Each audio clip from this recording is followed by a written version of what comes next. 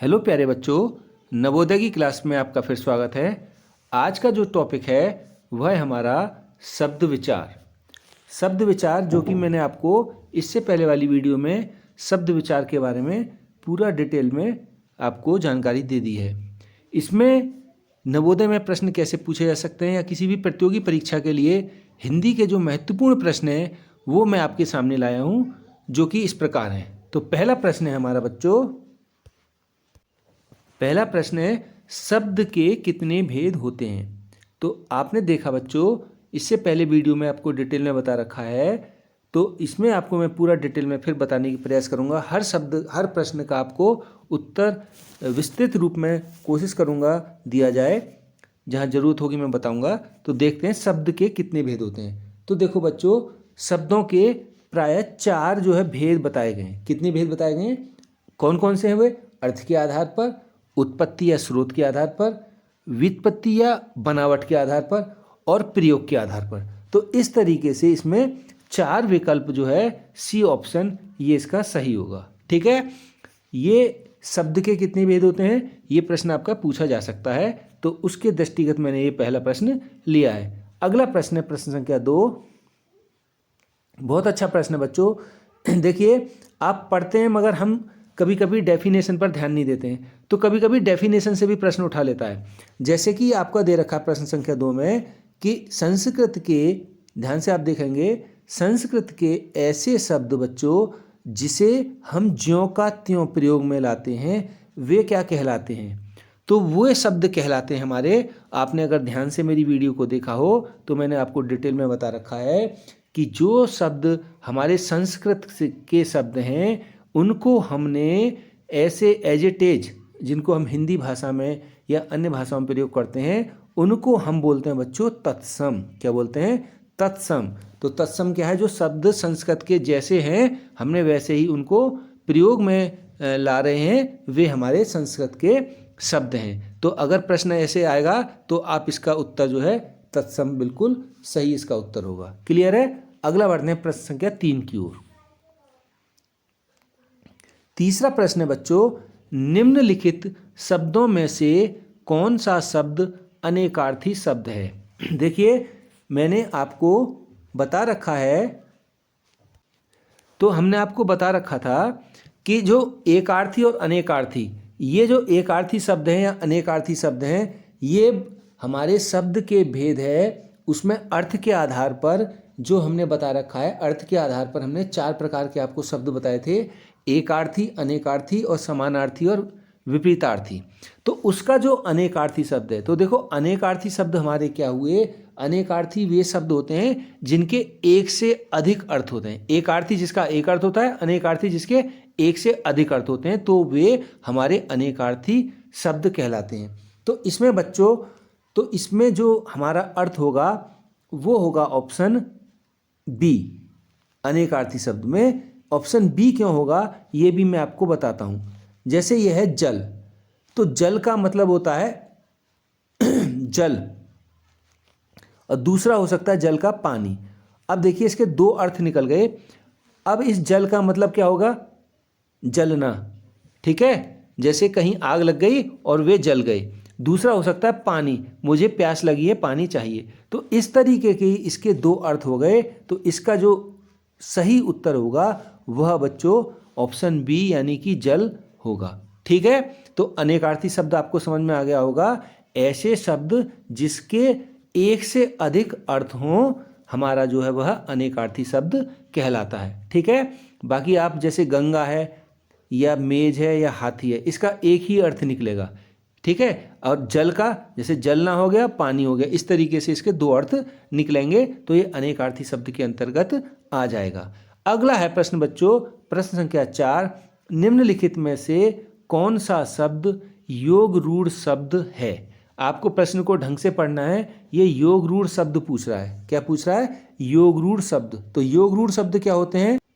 तो योग रूढ़ शब्द बच्चों हमारे वे ऐसे शब्द होते हैं जिसमें वे शब्द जो है, योग रूढ़ शब्द में वे शब्द जो यौगिक तो होते हैं परंतु जिनका अर्थ रूढ़ यानी कि विशेष होता है। विशेष मतलब जैसे मैंने आपको बता भी रखा है, ये सबसे बढ़िया आप उदाहरण समझें, क्योंकि आपको मैंने समास पढ़ा दिए हैं। तो आपने एक शब्द पढ़ा होगा, उसमें समास पढ़ा होगा बहुब्रीहि। तो ये बहुब्रीहि के जितने भी उदाहरण होते हैं सब योग रूढ़ के ही उदाहरण माने जाते हैं। ठीक है, तो अब इसमें योग रूढ़ शब्द क्या हुआ? योग रूढ़ शब्द वह हुआ जिसके विशेष अर्थ हो। विशेष में अर्थ मतलब जैसे उसका अर्थ तो हो मगर उसका कोई दूसरा अर्थ भी निकले। जैसे अभी आपको समझाते हैं। जैसे इसमें ऑप्शन होगा बच्चों जलज, यानी कि जलज मतलब जल में जन्मा, यानी कि जल में जन्मा, तो अर्थात कमल हो सकता है ना, जन्मा। तो ये इसका जो ऑप्शन होगा ऑप्शन डी होगा।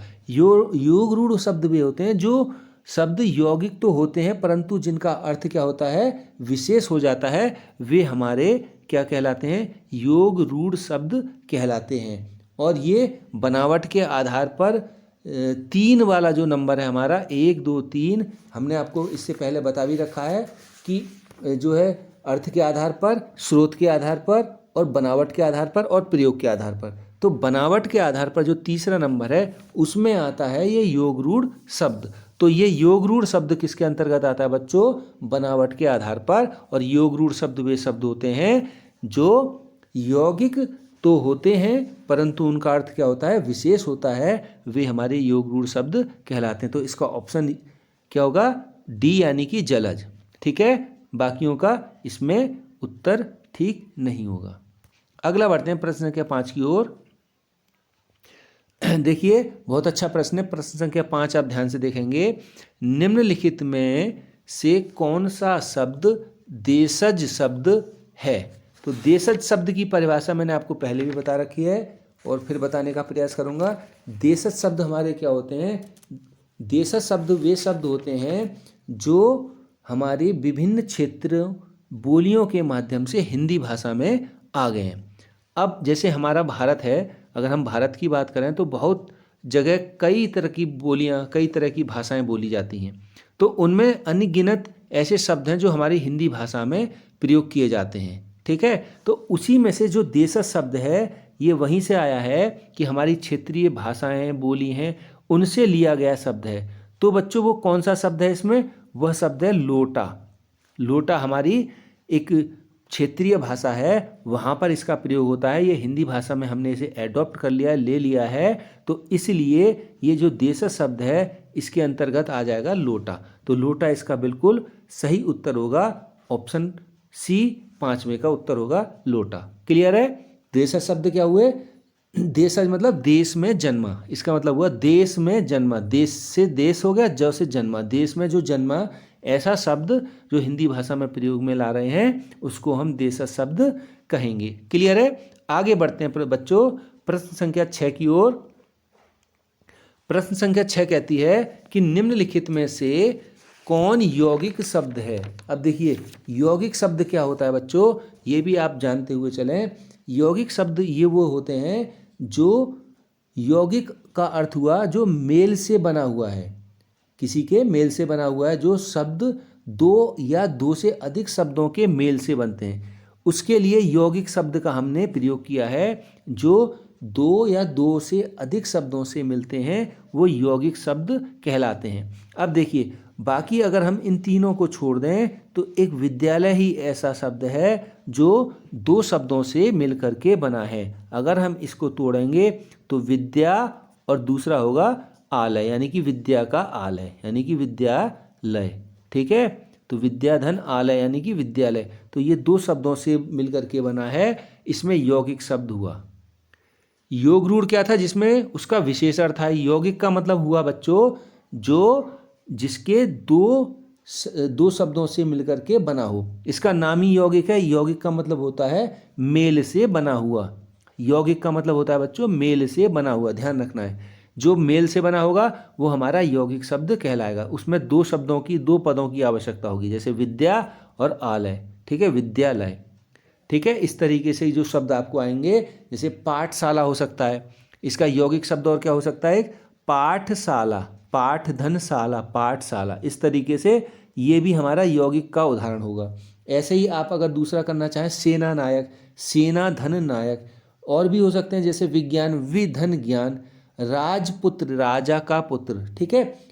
जल महल, जल धन महल, ये सब यौगिक के ही बच्चों उदाहरण होंगे, ठीक है। आगे बढ़ते हैं प्रश्न क्या 7 की ओर। 7वां कहता है योग रूढ़ शब्द होगा, निम्नलिखित में से योग रूढ़ शब्द होगा। देखो योग रूढ़ अभी मैंने बताया था, थोड़ा सा ऊपर आपने ध्यान दिया होगा, तो जिसका विशेष अर्थ निकले, तो विशेष अर्थ किसका निकलेगा इसमें, देखो बहुब्रीहि समास अगर आपने ढंग से पढ़ा होगा तो बहुब्रीहि समास ही हमारा इसमें योग रूढ़ शब्द होता है। उसके जितने भी उदाहरण हैं वो मोस्टली जो है योग रूढ़ के अंतर्गत आते हैं। तो लंबोदर अर्थात भगवान गणेश, लंबा है जिसका उदर, उदर मतलब पेट, तो लंबा जिसका उदर वो कौन होगा, गणेश भगवान। तो इसका विशेष अर्थ निकला नहीं निकला, तो ये हमारा जो है लंबोदर इसका योग रूढ़ का बहुत अच्छा उदाहरण है। ये इसका ऑप्शन बी इसका उत्तर बिल्कुल सही हो जाएगा, ठीक है। आगे बढ़ते हैं प्रश्न संख्या 8 की ओर बच्चों। निम्नलिखित शब्दों में से सही शब्द, सही तत्सम शब्द का चयन करें। देखो बहुत अच्छा प्रश्न है, तो इसमें सही शब्द का अगर हम चयन करेंगे तत्सम का, तो वह तत्सम होगा हमारा गोधूम। तो गोधूम जो है इसका अगर हम तद्भव करेंगे, इसका ये संस्कृत का शब्द है बच्चों, गोधूम जो है संस्कृत का शब्द है, और इसका हमने जब तद्भव बनाया वो बनाया हमने गेहूँ। इसका जो उत्तर होगा सही वो गेहूँ होगा। इसका अगर हम हिंदी अनुवाद करेंगे तत्सम को तो वो गेहूँ आएगा, जो कि हमारा तद्भव कहलाएगा। तो इसका जो सही शब्द होगा तत्सम, हमसे जब पूछ रहा है तत्सम में, तो वो गोधूम इसका उत्तर ठीक है, जिसका तद्भव होगा गेहूं, ठीक है। ये तत्सम है। तत्सम क्या होते हैं, जो संस्कृत के शब्द थे उनको हम एज इट इज पढ़ते हैं, जैसे जैसे हैं वैसे ही हम उनको पढ़ते हैं, वे तत्सम शब्द कहलाते हैं। मैं बार बार इसलिए रिपीट कर रहा हूँ बच्चों, ताकि आपको उस वर्ड का बिल्कुल क्लियर हो जाए कि इसका अर्थ ये होता है। फिर ध्यान से सुने, तत्सम शब्द वे होते हैं जो संस्कृत में जैसे हैं वैसे ही हमने उसे हिंदी में, या जैसे संस्कृत में है, जैसे संस्कृत में हम पढ़ते हैं वैसे ही हम इसको हिंदी भाषा में भी पढ़ते हैं, तो उसको हम क्या बोलेंगे, तत्सम शब्द बोलेंगे। क्लियर है। बाकी जब तत्सम की जब वीडियो बनाएंगे हम तत्सम तद्भव की, तब आपको और डिटेल में कोशिश करेंगे, बहुत सारे तत्सम शब्द और तद्भव का हम आपको उसमें एग्जाम्पल भी देंगे, ठीक है। तो इसका उत्तर हो जाएगा गोधूम, ऑप्शन बी। आगे बढ़ते हैं प्रश्न संख्या 9 की तरफ। तो 9वां है हमारा प्रश्न। 9वां प्रश्न बच्चों, जिस शब्द के सार्थक खंड हो सकें कहलाता है। तो मैं आपको बता भी चुका हूँ, जिस शब्द के सार्थक खंड हो सकें तो वो हमारा शब्द कहलाता है बच्चों यौगिक। यौगिक कैसे हुआ, क्योंकि मैंने आपको बताया था जो शब्द 2 या 2 से अधिक शब्दों के मेल से बनते हैं वे हमारे यौगिक शब्द कहलाते हैं। तो दो या दो से अधिक शब्द, जैसे मैंने आपको अभी कई उदाहरण भी दिए थे, जैसे एक सबसे सरल उदाहरण ले लेते हैं, पाठशाला। तो देखो ये दो सार्थक शब्द हैं दोनों, ठीक है, और खंड भी हो रहे हैं, पाठशाला, ठीक है।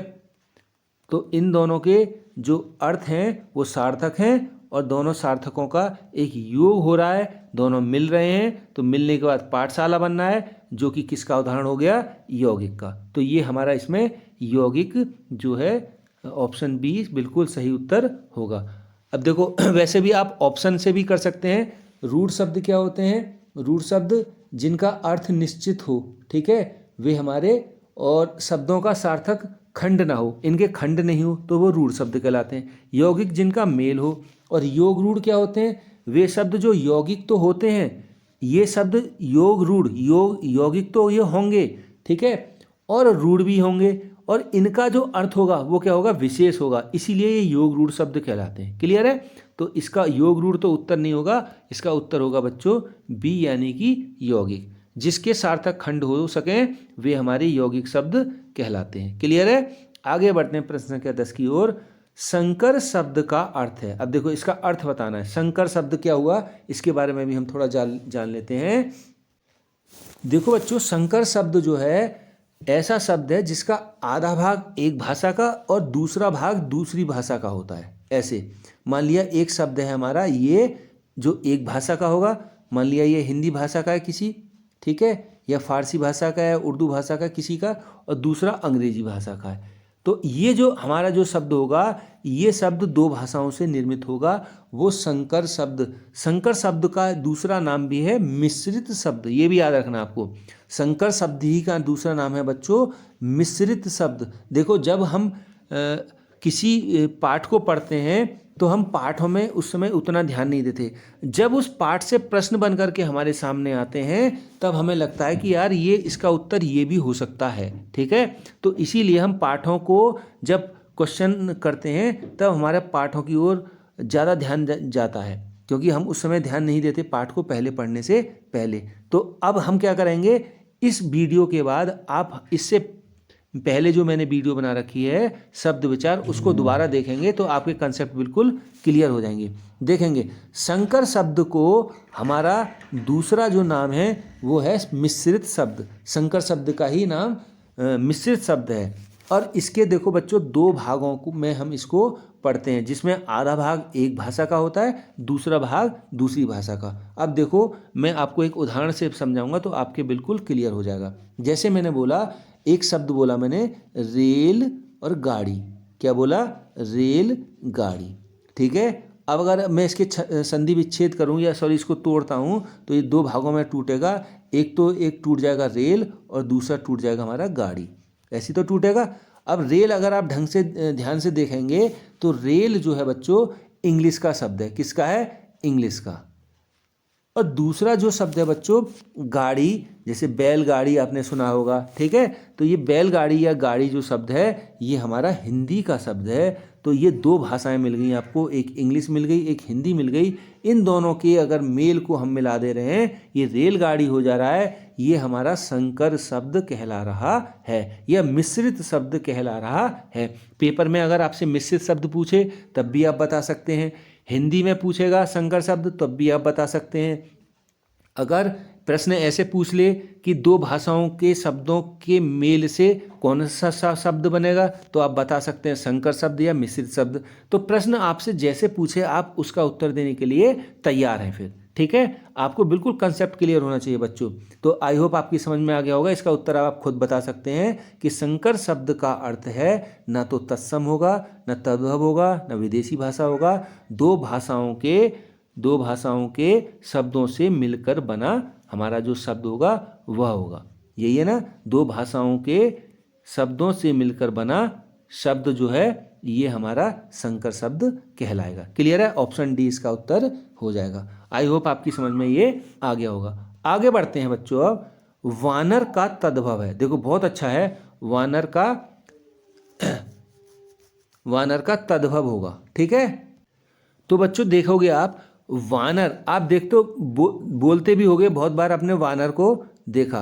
वानर मतलब क्या होता है बच्चों? वानर का आप सब जानते हैं, वानर का तद्भव रूप है। ये जो वानर है, वानर कैसा रूप है, किसका रूप है ये बच्चों तत्सम का रूप है। किसका रूप है? संस्कृत में हम क्या बोलते हैं? तत्सम। तत्सम में हम क्या बोलते हैं इसको? वानर। तो ध्यान रखना है, संस्कृत से जैसे हमने शब्द लिए हैं उसका प्रयोग हिंदी में कर रहे हैं तो वह हमारा क्या कहला रहा है? तत्सम कहला रहा है, ठीक है। तो अब वानर का अगर हम इसका अगर हमने इसमें कुछ बदल दिया है तो हम आजकल प्रचलन में हमारे क्या है? बंदर। बंदर ही बोलते हैं ना वानर को। तो बंदर, देखो बानर ये नहीं होगा, बंदर ये हो जाएगा, बांदर ये नहीं होगा, बंदरिया ये नहीं होगा, ठीक है। ये तीन गलत हो गए, चौथा हमारा बी ऑप्शन बिल्कुल सही हो जाएगा जो कि बंदर है। क्लियर है? अगला प्रश्न बढ़ते हैं।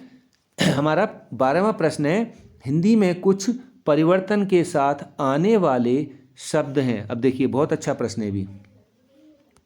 तो हिंदी में कुछ परिवर्तन के साथ, देखो हिंदी में कुछ परिवर्तन के साथ आने वाले शब्द क्या कहलाते हैं? हमारे तद्भव। अभी मैं आपको बता भी रहा था, जैसे अभी आपका ऊपर ही उदाहरण आया है ये वाला, ये हमारा तत्सम शब्द है, ठीक है, संस्कृत का शब्द है।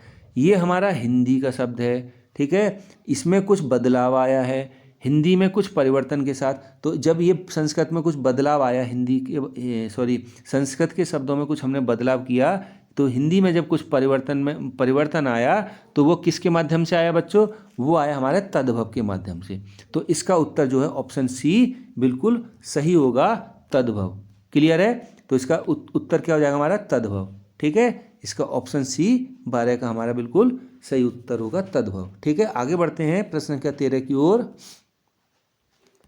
13 प्रश्न कह रहा है रेलगाड़ी शब्द है। देखो बहुत अच्छा प्रश्न है, अभी मैंने आपको बताया भी था। रेलगाड़ी जो शब्द है तत्सम है, नहीं है, गलत। देशज है, नहीं है, गलत। विदेशज है, नहीं है, गलत। संकर है। संकर का क्या उदाहरण है? जो दो भाषाओं के मेल से बना हो। दो भाषाएं कौन सी है? रेल, काट दो इसको, रेल और गाड़ी। देखो अगर रेलगाड़ी को हम काट देंगे बीच से तो रेल कैसा शब्द है? अंग्रेजी का, और गाड़ी हमारा हिंदी का। तो दो शब्दों के मेल से बना यानी कि मिश्रित शब्द, और मिश्रित शब्द को ही हम क्या बोलते हैं? संकर शब्द। तो ऑप्शन डी इसका बिल्कुल सही उत्तर हो जाएगा। आगे बढ़ते हैं प्रश्न संख्या 14 की ओर। विपरीत अर्थ देने वाले, देखो बहुत अच्छा प्रश्न है, ऐसे ही प्रश्न आपके नवोदय में पूछे जा सकते हैं। विपरीत अर्थ देने वाले शब्द कहलाते हैं। आप जानते हैं विपरीत यानी कि उल्टे अर्थ। उल्टे अर्थ कौन देगा? विलोम शब्द। तो विलोम हमारा इसका सही उत्तर हो जाएगा। एकार्थी जो एक उत्तर दे, अनेकार्थी जो एक से अधिक उत्तर दे, उसके शब्द के एक से अधिक अर्थ हों। समानार्थी जो मिलते जुलते हों। समानार्थी को हम पर्यायवाची शब्द भी कहते हैं। तो इसका उल्टा यानी कि विलोम शब्द, इसका उत्तर बिल्कुल सही होगा। प्रश्न संख्या 14 का सी। आगे बढ़ने प्रश्न संख्या 15। क्रिया विशेषण शब्द होते हैं। क्रिया विशेषण शब्द होते हैं। बहुत अच्छा प्रश्न है बच्चों, ये मैंने विकारी अविकारी वाले जो चैप्टर है उससे ले रखा है, और आपको मैंने बता भी रखा था कि जो हमारा लास्ट वाला जो अविकारी शब्द था शब्द के प्रकार में, उससे ये प्रश्न ले रखा है। ठीक है, तो इसका उत्तर जो होगा बच्चों वह होगा हमारा, क्रिया विशेषण पद किस में होता है? आप जानते हैं अविकारी शब्द में। तो इसका उत्तर हो जाएगा ऑप्शन बी और अविकारी शब्द। क्रिया विशेषण शब्द के और कौन कौन से प्रकार हो सकते हैं? क्रिया विशेषण, संबंध बोधक, विस्मय बोधक और समुच्चय बोधक। तो आपको ये भी ध्यान रखना है बस। और इसकी मैंने एक शॉर्ट ट्रिक भी बताई थी, किसी बच्चे को याद हो तो वो मेरे को बता सकता है, कमेंट में कर सकते हैं। इसकी शॉर्ट ट्रिक क्या थी? क्रिया अविकारी शब्द के जो प्रकार है उसकी मैंने एक शॉर्ट ट्रिक बताई थी। जिन बच्चों को मालूम है तो वो कमेंट में बताएं, तो मैं कमेंट में आपका फिर रिप्लाई करूंगा। जिसने सही उत्तर दिया और जिसने गलत दिया तो उसको बताने का प्रयास करूंगा। ठीक है, तो थैंक यू फॉर वॉचिंग। और आप क्या काम करेंगे बच्चों, जैसा आप करते आ रहे हैं, मेरे को प्यार कर रहे हैं, सपोर्ट कर रहे हैं, ऐसी सपोर्ट करते रहिए और वीडियो को शेयर और सब्सक्राइब जरूर करें। Thank you.